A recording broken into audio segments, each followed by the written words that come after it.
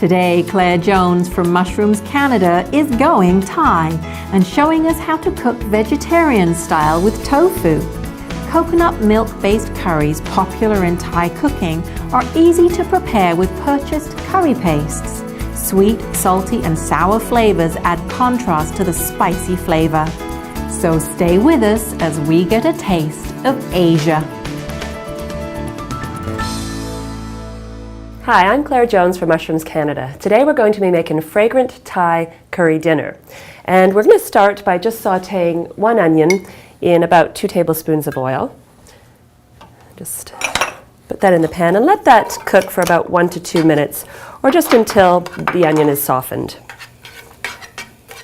Now while that cooks down, I'm going to just chop up my tofu.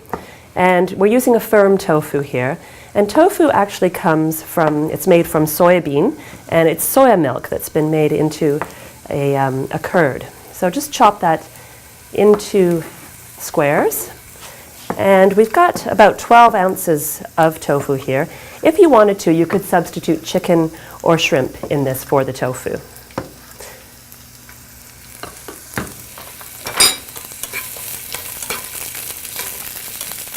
Now our onion is softened, we're just going to add the tofu to the onion and stir fry that for about 2 to 3 minutes or until the tofu starts to brown.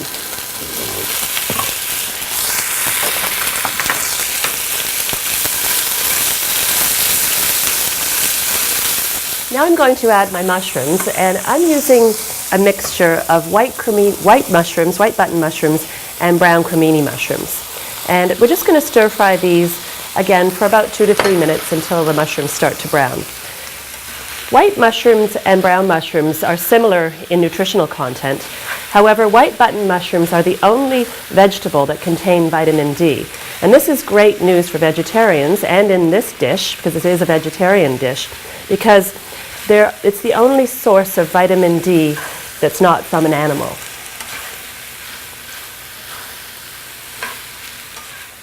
Now we're going to add 3/4 of a cup of vegetable broth. You could use chicken broth too if you wanted to.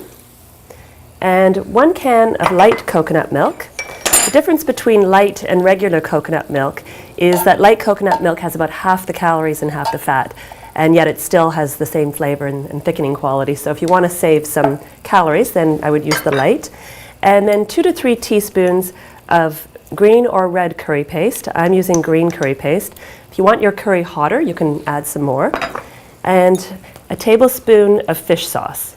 If you don't have any fish sauce, you could use soy sauce here, or you could use just some salt, because this is what gives the dish its salty flavor.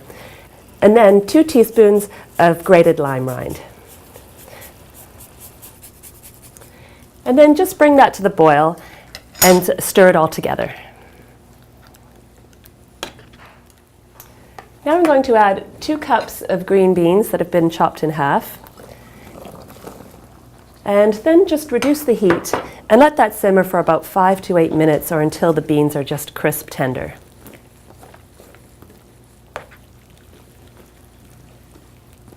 Now I'm going to add 3/4 of a cup of chopped red pepper, and then just let that cook for another 3 to 4 minutes, just until it thickens up.